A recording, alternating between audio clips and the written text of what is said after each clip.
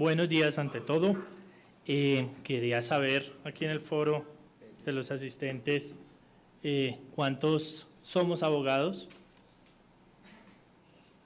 ingenieros, muchos y machos.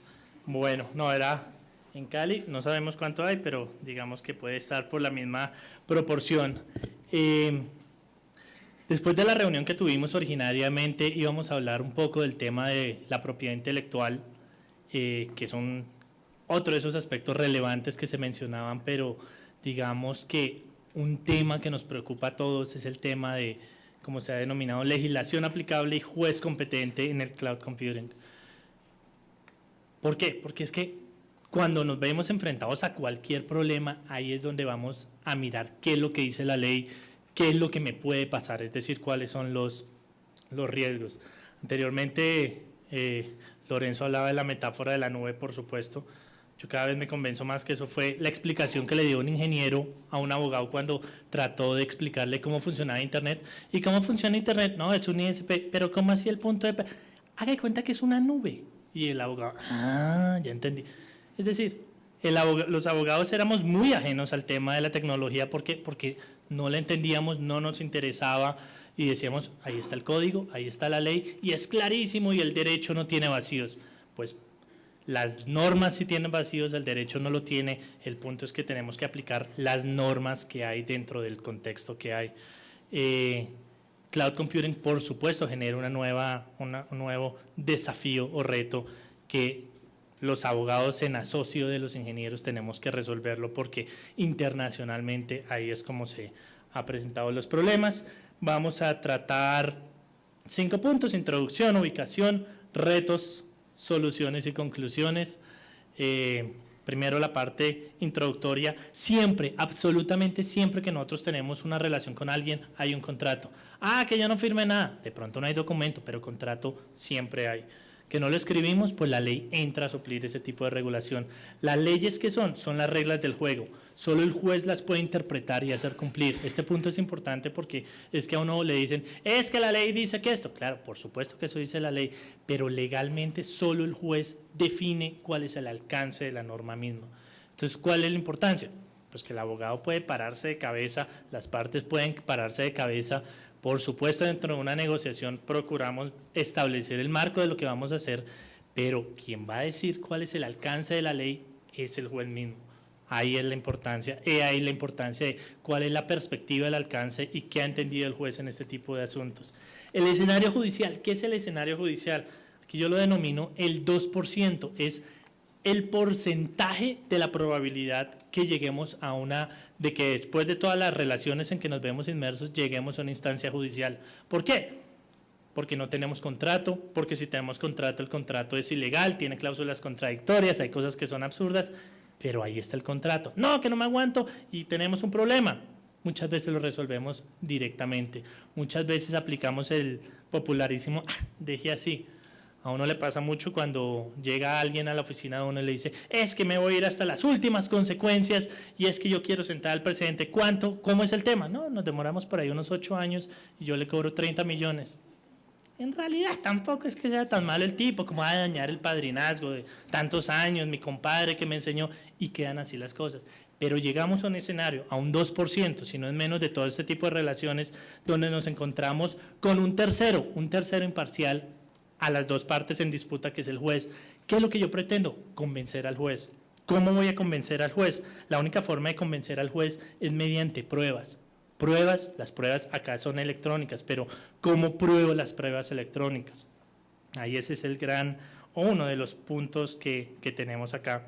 Finalmente, tener en cuenta que el Estado, el juez, tiene que hacer cumplir las normas, el juez tiene que decidir. Cuando llegamos a una instancia judicial, el juez no puede decir, es que no hay norma aplicable y entonces, de malas, vuelva otro día. No, señor, el juez tiene que decidir y es ahí donde nosotros, me refiero a abogados, sector público y privado, tenemos que colaborar con la Administración de Justicia para que ellos entiendan todo este tema. Hay una experiencia bien interesante el año pasado con la Universidad de los Andes, en la cual el sector privado financió unos cursos a la Administración de Justicia, y la Administración de Justicia, digamos que asistieron varias personas de civil, administrativa, comercial, municipales, circuito, corte, tribunales superiores, y fue bien interesante. Otro punto a tener en cuenta al tema es el de la introducción. Primero, ¿por qué nos relacionamos comercialmente con otros? ¿Por qué? Porque tenemos necesidades comerciales y solos no lo podemos hacer. ¿Por qué firmamos contratos? Porque siempre es mejor. ¿Por qué? Porque siempre es mejor. El contrato tiene un efecto bien interesante y que uno como abogado lo ve, se lo plantea a sus clientes, y es el efecto disuasivo. Póngalo en el contrato. Ah, que eso es ilegal. Usted no puede decirme que eso es ilegal, eso solo lo dice el juez. Pero el contrato tiene un efecto disuasivo bien interesante. Es que si usted me incumple, lo va a meter a la cárcel y me lo va a llevar a la señora, el perro y los niños. Eso es ilegal. Pero ahí está en el contrato, y como está ahí en el acuerdo, la gente tiende a respetar los contratos. ¿Por qué? Porque todos actuamos en gran medida de buena fe. Y de buena fe es que ejecutamos y suscribimos los contratos. ¿Qué pasa cuando hay una controversia y no la podemos hacer solucionar directamente? ¿Por qué no nos vamos donde el juez? Porque es lo que toca, porque no tengo otra alternativa, porque la única persona que puede hacer cumplir un contrato son los jueces. Yo unilateralmente no puedo hacer cumplir un contrato. ¿Por qué? Porque si yo me voy con mi contrato y me voy donde el policía para que me pague una plata, me dice: señor, eso no es una sentencia, solamente el juez tiene la jurisdicción, la posibilidad de hacer cumplir el derecho, de interpretar la norma y llegar a una decisión final, que es así, es obligatoria, y es así, es exigible a cualquier persona. ¿Por qué ponemos todo por escrito? Simplemente porque es mejor, como decíamos, porque siempre es mejor poner todo por escrito, por lo que mencionábamos anteriormente, por desconfianza. No, yo que voy a desconfiar de mi otra parte, pero póngala. No, ¿para qué nos vamos a desgastar en eso? Póngalo, porque es que no ve que así quedamos más tranquilos los dos, que es la respuesta que uno siempre le da. Así quedamos más tranquilos usted y yo, entonces pongámoslo por escrito. Igual usted no me va a incumplir, igual yo no le voy a incumplir, entonces pongámoslo por escrito. ¿Por qué? Por el tema de la desconfianza. Desconfianza, sí, ¿para qué? Para tener reglas claras. ¿Por qué? Porque, como se dice, para desconfiado un abogado. ¿Por qué? Porque es que a nosotros nos educan para ser desconfiados, y a uno, los ingenieros o los comerciales, ¿aquí hay algún comercial? ¿No? Bueno, los comerciales. Los comerciales, a uno le dicen: pero ¿por qué pone tanto problema, Rafael, si el tema hemos hecho 50 veces así y nunca ha pasado nada? Y uno dice: no, pero el contrato, las cláusulas, y efectivamente no pasa nada. Y uno dice: juepucha, efectivamente no pasa nada, pero si pasa algo, ¿quién es el imbécil? El abogado. Señor, usted lo único que tenía que hacer era un contrato, usted lo único que tenía que hacer era fijar las reglas y no fue capaz. ¿Por qué? Porque no pasa nada, lo que nos lleva nuevamente al porcentaje de la posibilidad de problemas que hayan, los que hayamos tenido algún tipo de relación con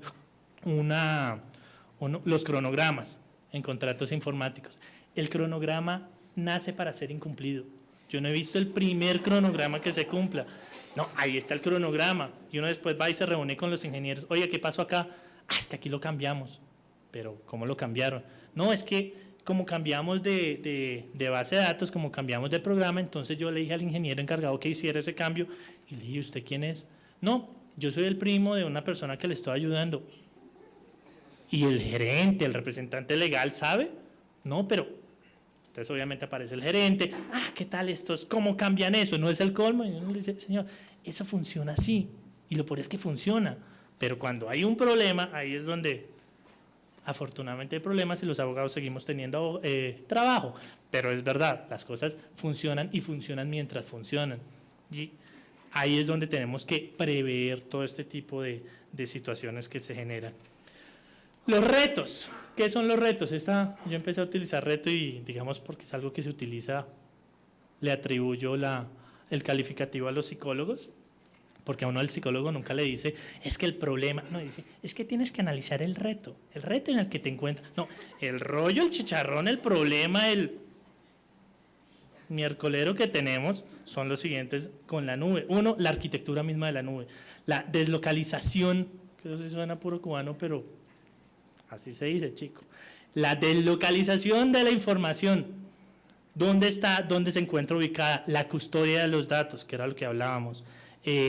La información se puede desaparecer, efectivamente. Es que yo soy una empresa un comerciante muy de avanzada y tengo todo subido en la nube. Cloud computing, doctor, ¿me entiende? Eso es importantísimo, eso es la moda, eso lo es muy bien. Y resulta que se nos toteó la empresa y resulta que no volví a tener conexión y vuelvo a entrar y no me aparece y llamo a un número 800 y no aparece. Oye, la información de la empresa se desapareció. ¿Por qué? Porque se quebró, porque no tuve acceso. Sí, muy bien. Y yo como comerciante en Bogotá, Colombia, Sudamérica, tengo responsabilidades de manejo, de custodia de la información, una cantidad. ¿Qué va a pasar ahí? ¿Cómo lo vamos a manejar? O simplemente una empresa quiere desaparecer, quiere insolventarse, ya le debe hasta, digamos, un ejemplo así, sin poner ejemplos que es tan odioso, nule. Quieren desaparecer la información, yo lo tengo todo subido, renuncio o cancelo el servicio y yo, ¿a dónde voy a buscar la información? Yo juez, yo demandante, yo reclamante, ¿dónde voy a buscar la información? Si la información se desaparece. ¿Cómo es el tema de determinar normas o juez competente cuando el oferente de la infraestructura, de la plataforma, del software o con quien contrato o yo de contratista estoy en distintas ciudades, estoy en distintos países, aún el tema de ciudades, no es que el tema de todos los colombianos estamos protegidos para lo mismo, ¿no? Una cosa es si yo tengo mi domicilio en Bogotá y otra cosa es si yo tengo el domicilio en Barranquilla. ¿Por qué? Porque hay un tema de competencia de los jueces. A mí, bogotano, domiciliado en Bogotá, no me pueden demandar en Bucaramanga, en Cali, en Medellín. ¿Por qué? Porque es que no lo pueden hacer. Si me demandan allá, el juez tiene que decir, ojo, que el domicilio, el juez competente para conocer de esa disputa está en el domicilio de esta persona. Aquí, ¿cómo lo vamos a hacer si estamos tratando en la nube? Históricamente, ¿qué ha pasado con la información electrónica? Hoy por hoy, toda la información es electrónica. Toda la información está alojada electrónicamente. Aún la información impresa fue creado en un procesador de palabras y está en alguna parte. Hoy por hoy, ¿qué funciona? Van a la empresa, cogen el servidor de la empresa, sacan una copia byte a byte y ahí está la información. Pero cuando la sacamos, ¿por qué? Porque era una información estática. Cuando sacamos la información, esa información, ¿dónde va a quedar? ¿Dónde está ubicado? Y finalmente otro reto pues que hay que ver es históricamente qué ha pasado con Internet. La nube, se ha dicho por quienes me antecedieron, no es nueva. Hasta el tema de Internet. ¿Qué pasa con lo que yo compré en Internet? ¿Qué ha pasado? ¿Cómo han desarrollado internacionalmente? Eso ya se encuentra bastante depurado. A nivel nacional hay unas jurisprudencias un poco particulares, pero que de alguna manera fijan cuál es el punto a solucionar. En esta área, los ingenieros y los abogados nos distinguimos o nos diferenciamos en algo, es que al abogado le consultan. Entonces el abogado sale con sus teorías, cuál es el desarrollo, cuál ha sido el tema internacional, y al ingeniero le dice, no, es que usted me tiene que dar soluciones. A mí no me diga por qué no está funcionando el computador o por qué no hay red, póngamela a funcionar. En derecho, afortunadamente, no es blanco y negro, porque donde hay 3 abogados hay 5 teorías. Soluciones, ¿qué vamos a hacer? Soluciones, estos son por supuesto un par de sugerencias, ideas que se han desarrollado internacionalmente, que a uno se le ocurren dentro de los temas. Hay 3 escenarios que se van a dar en la nube. Uno, al interior de la organización, qué es lo que va, si yo voy a ser un proveedor, cómo o qué debería tener en cuenta para hacerlo. 2, entre las partes, yo cuando entro en relación con un proveedor de estos servicios. Y 3, entre las partes y el Estado, partes, proveedor, usuarios y el Estado. Al interior de la organización, importantísimo tener un procedimiento para gestionar la creación y almacenamiento de pruebas electrónicas para que puedan ser usadas en procesos judiciales. Si yo voy a ofrecer, yo debo tener Debo tener un procedimiento de cómo voy a crear y almacenar. ¿Para qué? Para que si me llegan a pedir esa información, yo pueda garantizar de alguna manera que esa información fue creada y no ha sido alterada por ninguna otra persona. 2, protocolo de actuación ante solicitudes oficiales y particulares. La eterna pelea, es que usted particular no me puede hacer ninguna solicitud. Sí la pueden hacer. Si con la solicitud se puede ver vulnerado un derecho constitucional, obviamente viene el tema de la Corte Constitucional, a mí me tienen que responder las solicitudes, o citaciones oficiales, sí o sí hay que responderlas. Es que me llegó una citación de un juez, la tengo que responder. ¿Por qué? Porque es obligatoria. Es que yo manejo información confidencial, yo manejo información privada, debo hacer la advertencia, pero es obligación de cualquier particular, entidad o privada responder a requerimientos judiciales. ¿Cómo voy a manejar el protocolo o qué es lo que tengo que hacer? Yo debo saber cómo voy a manejar este tipo de situaciones. A nivel internacional hay una norma que se llama la DMCA, la Digital Millennium Copyright Act, que trata o establece el funcionamiento de un agente responsable. Todas las páginas de internet internacionalmente, si ustedes se leen los términos que no se los han leído, yo sí me lo he leído. ¿Por qué? Porque dicté clase, de otro caso no me las hubiera leído, hablan de un agente responsable. ¿Qué es un agente responsable? La persona encargada de tramitar este tipo de situaciones. Que me están diciendo que yo soy alojo información y que hay material infractor. Ese agente responsable en materia de propiedad intelectual informa al titular y hay como una especie de procedimiento al interior para en últimas darle información. Pero esa es una situación que se tiene que hacer al interior de un proveedor. Otro punto es el manejar el protocolo de la eliminación. Yo como proveedor, ¿cómo voy a eliminar la información? Por solicitud de parte, en un desarrollo normal de la ejecución del trabajo. ¿Por qué? Porque es que puede ser un indicio.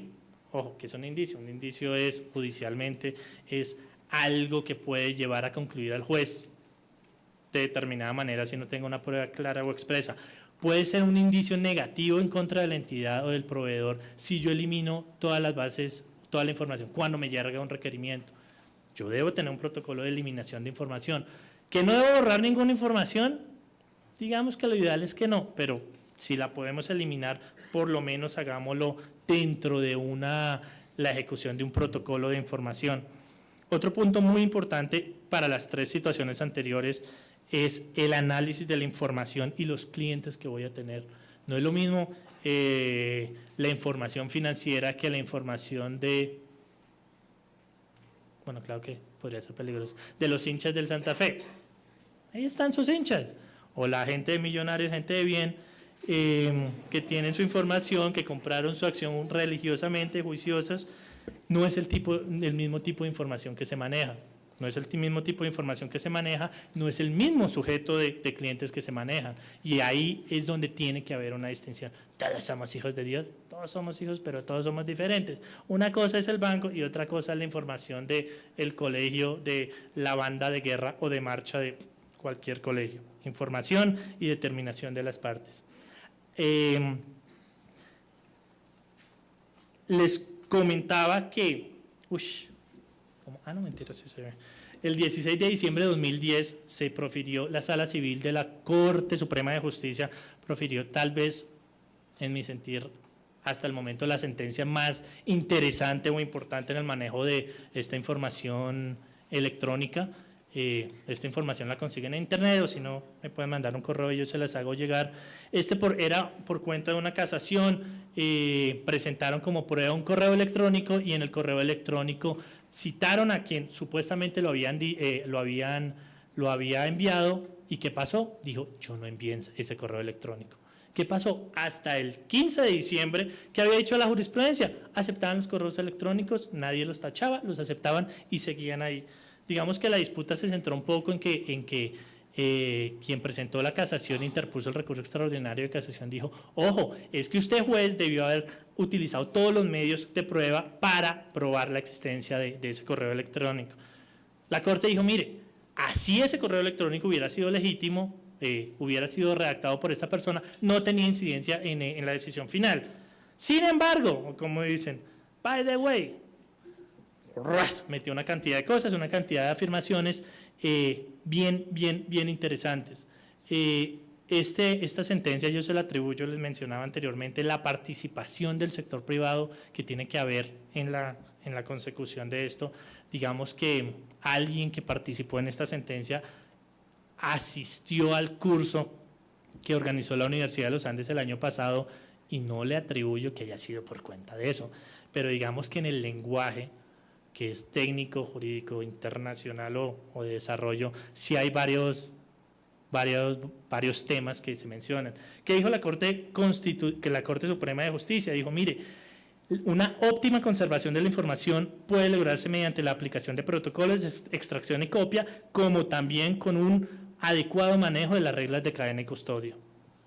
Otro tema, habló para el tema de la firma, dijo, claro, ¿cuál es el tema? Es que ¿cuál es la idea que nos venían vendiendo? Es que toda la información, para que se pueda ser tenida en cuenta por un juez, tiene que estar avalada por una entidad de certificación abierta, autorizada en Colombia. Nosotros decíamos, pues claro, porque es que el decreto lo dice. La Corte dice, no señor, por supuesto, todo lo que está en forma electrónica que cumple una función identificadora, con independencia del grado de seguridad que ofrezca, puede catalogarse como firma electrónica, de suerte pues que dentro de un amplio concepto tiene cabida los signos de identificación muy variados, como medios biométricos, contraseñas, password, criptografía, etcétera, etcétera, etcétera. Esto que es lo importante, que la Corte está poniendo de presente algo que ya tímidamente había mencionado unos años atrás, diciendo, mire, hablemos de la firma electrónica como género, hablemos de la firma electrónica como forma de identificar.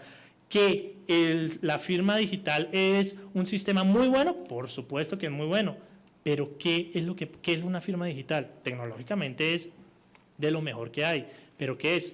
Es una USB con una contraseña. Alguna vez asesoré a 2 empresas fuera de Bogotá donde pregunté, listo, ¿dónde están las firmas y los tokens? Estaban en un cajón de unos cubículos y tenían la USB y la contraseña ahí escrita encima. ¿Por qué? Porque como hay que mandar la información el último día hábil, un viernes a las 11:59, ¿qué gerente, representante legal va a estar? Ninguno. ¿Por qué? Porque las cosas funcionan como funcionan. ¿Qué está diciendo la Corte? ¿Qué está haciendo el sistema financiero? Vámonos a qué está pasando a nivel internacional. Vámonos a sistemas biométricos que sí o sí me garantizan que el personaje tiene que estar ahí.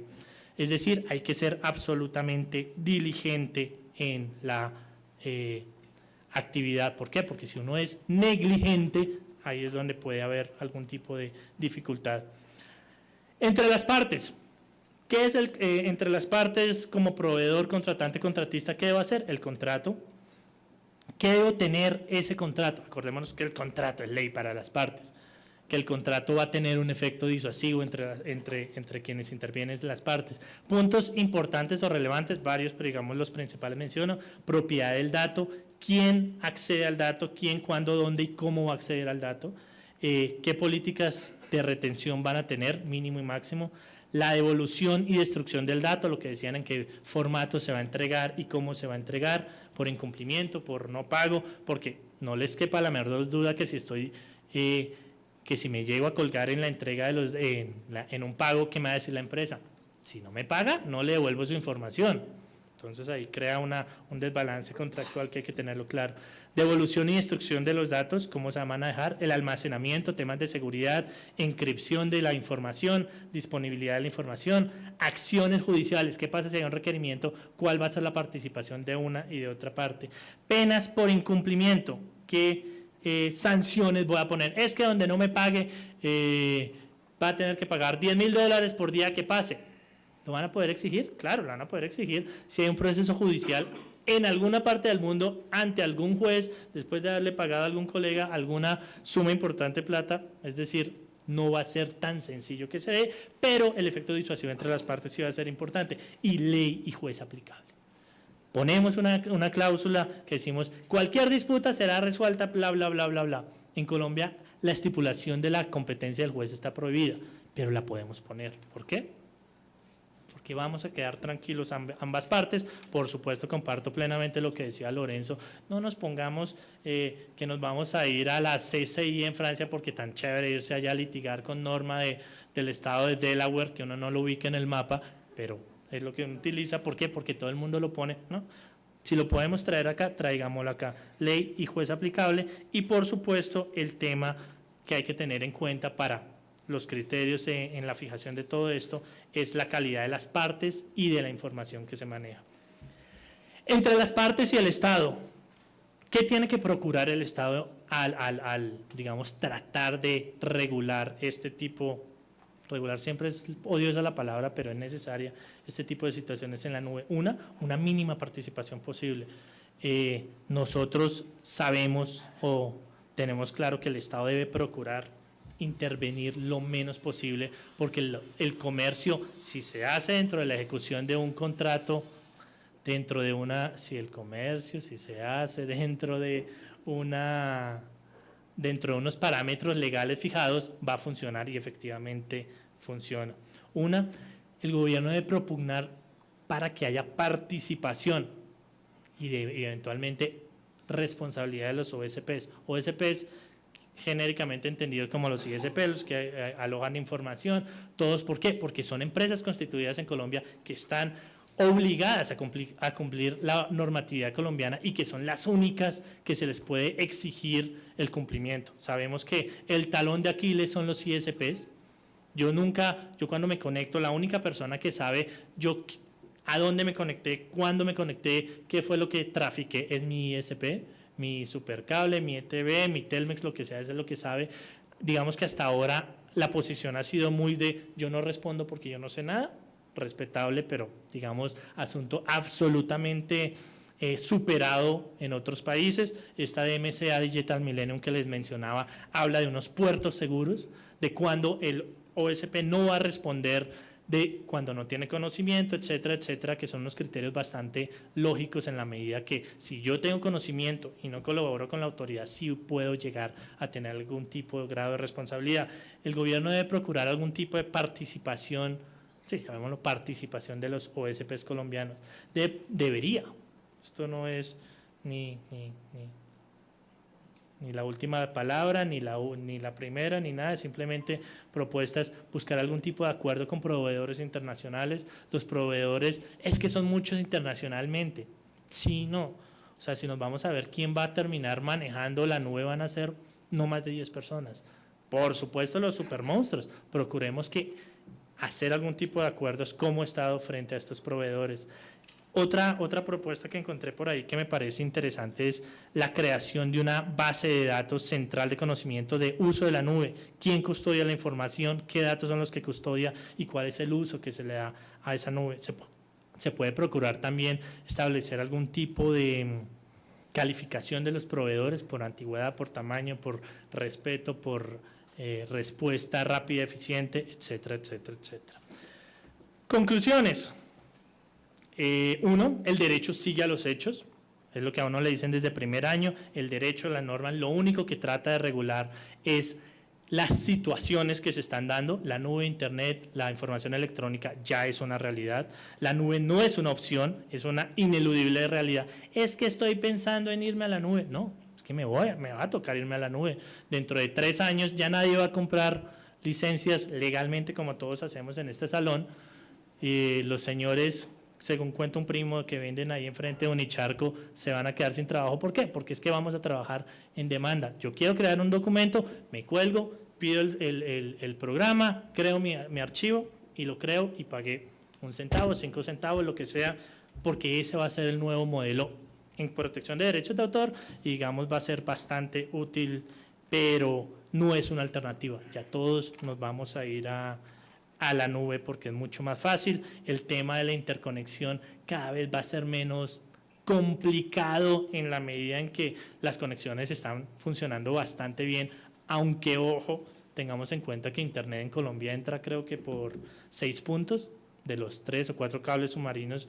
Hace un par de años se acordarán que nos quedamos sin Internet porque un barco rompió algo en Cartagena y algo se rompió en Venezuela y estuvimos ahí cortos, pero digamos, eso es un tema que cada vez va a ser menos reto. Al interior de la organización y dentro del usuario, el comerciante mismo, hay que ser diligente. ¿Por qué? Porque la diligencia va a ser la única defensa que yo voy a poder tener frente a cualquier requerimiento judicial del Estado o de un particular. Ojo, esa diligencia de hoy no va a ser la misma de mañana. ¿Por qué? Por los mismos desarrollos de la tecnología.